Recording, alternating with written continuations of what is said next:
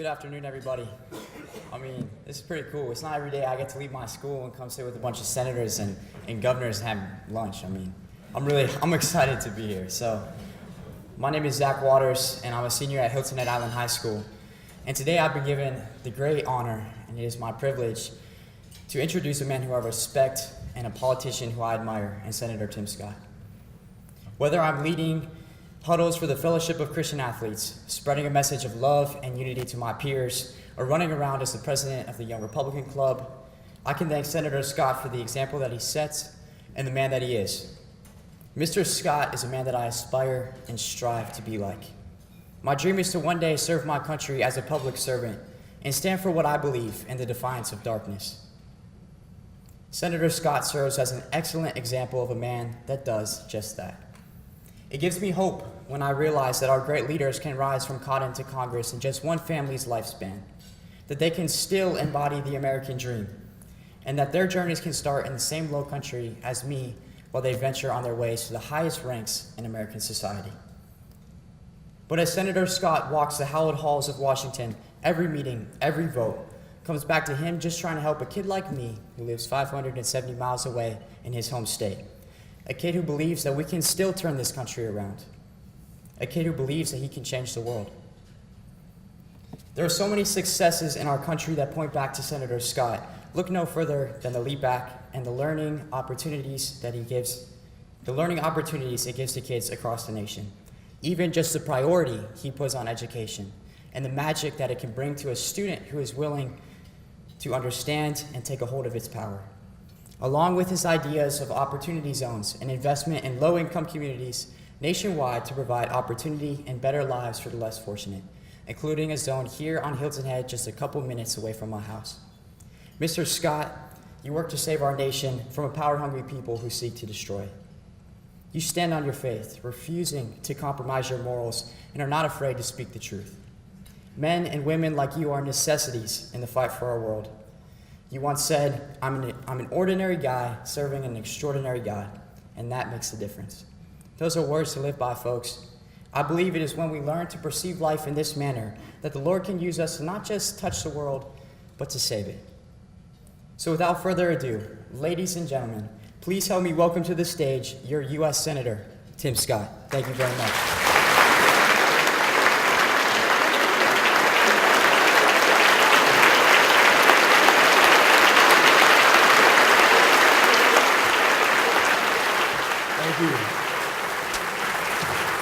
Thank you very much. Thank you very much.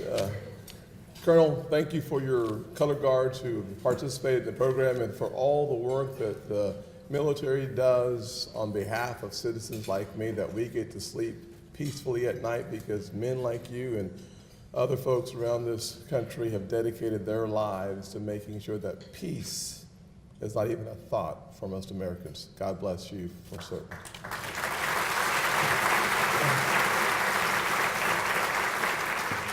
When I grow up, I want to be like Zach. I'll tell you, I have been introduced by a lot of folks in a lot of ways, and Governor, you did a marvelous job. Thank you for the kind comments you made towards me, and I really appreciate who you are and what you do for our state, and I am thankful that your dedication and your passion unrivaled in this state about making sure that you protect South Carolina. Thank you for your work.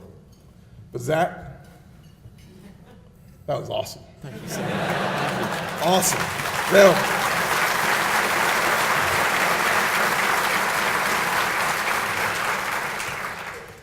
if you live where I live, and you do, yeah, you can stick around for that.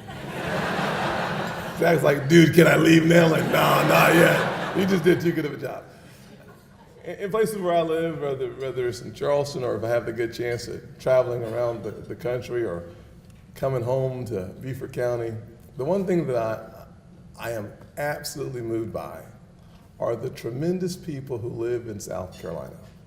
I really am. I'm moved by people who have a passion for serving others. I'm moved by people who put themselves last when they don't have to. I'm moved by people who have a vision for a better future and are willing to run towards it no matter the cost. My life was changed at a Fellowship of Christian Athletes meeting. at Presbyterian College. And the fact that you are standing strong, making sure that athletes are investing their time, not just in becoming better athletes, but becoming better people, to me is powerful. I'm glad you're the president of the Republican Club at your high school. I'm more impressed, though, with your integrity and your character and the way that you speak about your faith, because our country seems to be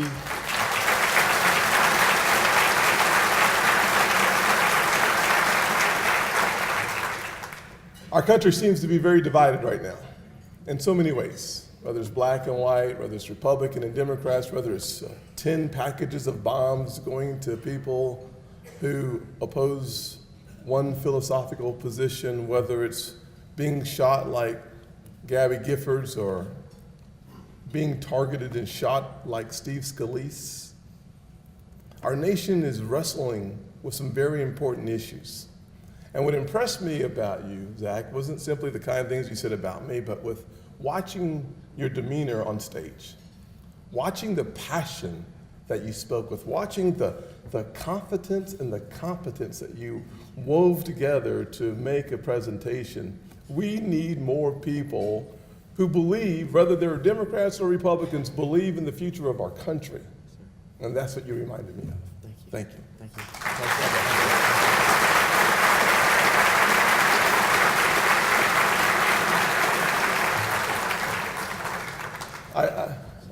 He's changed some of my comments. I'm going to get back to the economic realities of our country because they're fantastic.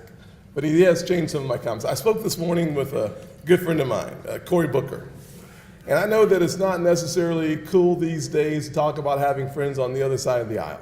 I get that. But they're wrong when they say that. When you see your friend looking perhaps at opening a package with a bomb in it and thinking about that reality of where we are as a society. Cory and I do not agree on a whole lot as it relates to politics. I mean, the only thing we have in common is that we're both bald-headed fellas. I'm beautiful, he's just black. But it's just, black and beautiful, bald, black and beautiful. But he and I just don't agree on the issues, but I agree that he loves this country. And I agree that his voice should be heard. And I agree with those folks who oppose what I think is the best direction of this country. Their voices should be heard. See, the solutions for our country don't reside in politicians. They reside in everyday people and everyday places. You see, I am simply an everyday guy raised by an amazing mom, believing in a great God, that I could one day serve the nation and the community that gave me a second chance. Because if you've heard my story, you've heard me laugh on stage all over the state about how I flunked out of high school as a freshman. Zach has no issues with that, I'm sure. But I did. I was struggling. I was lost. I was depressed at times. I was just disillusioned about what was possible in this country. And my mother took a stand. She would take me outside every day, and you've heard some of this story before, and she would remind me that if you shoot for the moon, she would say, "Timmy," and she still calls me Timmy, and I just say, "Yes, ma'am." She said, "If you shoot for the moon and you miss, you'll be among the stars." You remember that, Mom? Stand up for a second. I love my mom. Stand up.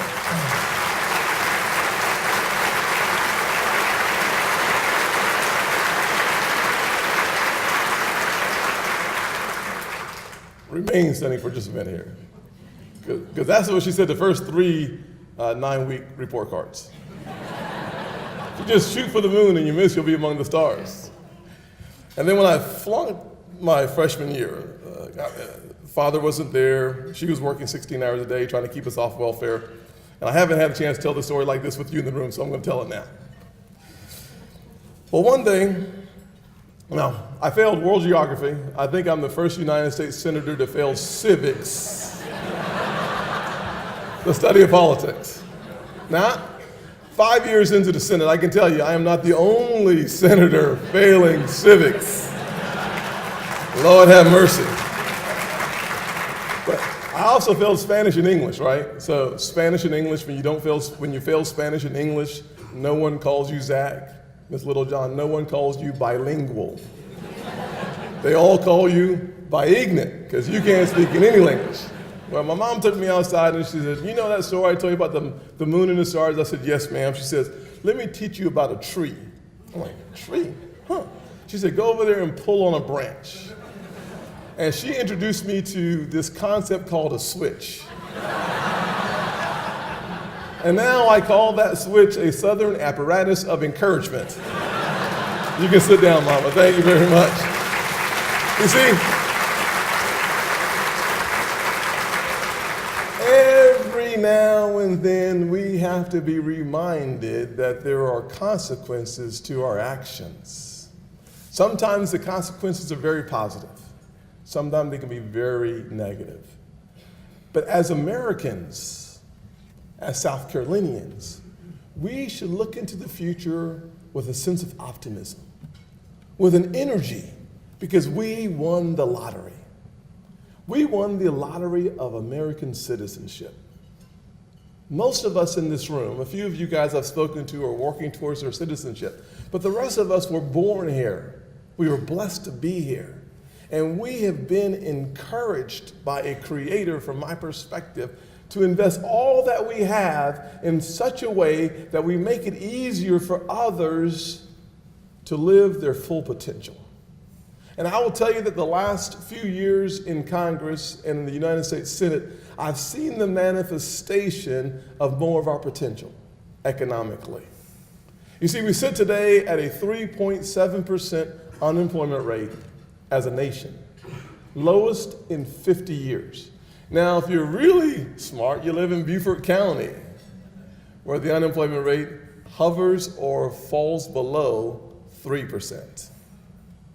You live in a place where they don't train Marines, they actually make Marines at Parris Island. And because we were able to fully fund the requests of the military for the first time in more than 2 decades, we were able to put $80 million additional dollars in the priorities sent to us by Parris Island, the Marine Corps Air Station. You see, we live in a brilliant place, not because we were born brilliant, but because we believed in each other so much that we were willing to sweat and to toil and to struggle in such a way that all things truly have become possible. You look at economically, we are in the 3rd longest economic expansion since 1854. Not 19, since 1854. And if we can continue our current trajectory until July of next year, which I think it is quite possible, we will be in the middle of the longest economic expansion in the history of the greatest nation ever woven together on earth. It's amazing. But not only do we see great things happening economically, we are on the verge of discovering cures for different types of cancer and attacking Alzheimer's and dementia in ways that we only imagined 5 years ago. I sat in the room with brilliant scientists and doctors and researchers who are at the cusp of breakthroughs that will reignite this notion that America will be the superpower, not of our lifetime, but even of the lifetime of our kids. Now, for me, that's saying something, because my kids have not yet been born. So literally, for generations to come, if we continue on the current trajectory, America can set captives free financially and birth new opportunities in ways that we never thought possible. You see, there are only a few hurdles or obstacles that are in our way. Some would say China and our trade deal. And we've made a lot of progress on NAFTA. I am thankful that Canada and Mexico come to the table and they're putting ink on paper, which is an exciting reality for so many of us. I'm excited that we're in a true negotiation. I called it a kerfuffle for a little while with the Europeans. It's just a little kerfuffle. And we're working our way through that now. And I think better days are ahead. China, well, what had happened was We still got a little ways to go with China. Some would say that those are our greatest obstacles. I would say those are obstacles, but not the greatest ones. Some would turn their attention to immigration and the challenges that we have, that there are 6.8 billion people who want to live in America. I don't blame them. We have to figure that out. So the immigration issue and strong borders, in my opinion, is how we start that conversation. Understanding the fact that we have 16 million legal folks living in our country that have immigrated here. We are the most compassionate country on earth. If we do our history, we find that America has opened its doors every year. And in the last 8 or 9 years, we've seen several million come here legally. So we can wrestle with that issue. Others who sit in traffic would say without any question, the biggest issue we face as South Carolinians are honk, honk. Can anybody say amen to infrastructure is a necessity? I can't take up an offering. That would be illegal. But we have to figure out infrastructure as a state, and thankfully we have great people like Governor McMaster and others who are going to keep working with a federal delegation to find more resources to bring to South Carolina so we can tackle the issues of infrastructure, which are an absolute necessity in our nation.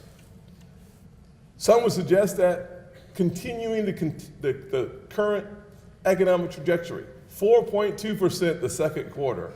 Everybody said that there was a new normal at 2%. That new normal is gone.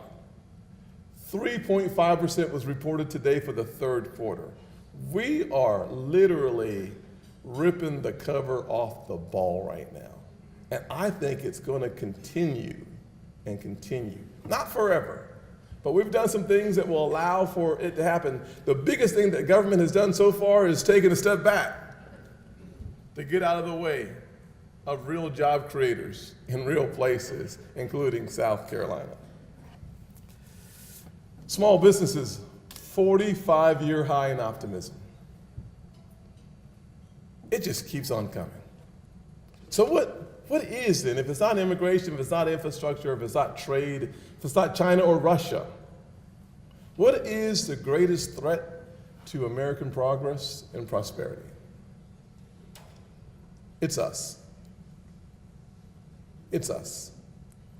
We have to be very careful as the most diverse nation on earth. We have to be very careful that we don't start questioning the intentions of a person because of the look of the person. We have to be very careful that we don't start deciding who should be or who should not be based on superficial characteristics. We should be very careful that we don't allow ourselves to spin out of control into a philosophical fist fight because we simply don't agree with the other side. You see, I'm bullish on America because I've seen some of the challenges that one can face. I've seen a lot of challenges. But the one thing I'm completely confident of is that America seems to get up one more time when it's knocked down. Whether the challenges are World War I or World War II, whether it's Vietnam or it's the Civil War, whether it's the Korean conflict or the 1960s, there's something unique in an American. It breathes hope. It gets up every day expecting there's something I can do today to make my nation better, to make my state better, to make my community better. You see, it's not tax reform. I'm glad that we got it passed. I'm glad you have $1.2 trillion of your money that you get to keep over the next 7 years. That's cool. But that's not the answer. The answer is the genius within each and every one of us that needs to see the light of day. And if we do the things we should do when we should do them, the greatest days of this nation and of this state are absolutely ahead of her. My ask for you today is to continue to do the things that have worked. Go back to the table for the things that did not work. But always look for someone philosophically who doesn't sound like, think like you, sit down and have a meal. Learn a little bit. It may not change your position at all, but it will strengthen the bonds that allows communities to come together after a crisis and act like one family, the American family. We can do that without the crisis. We just have to do it intentionally. God bless you. May God bless the United States of America.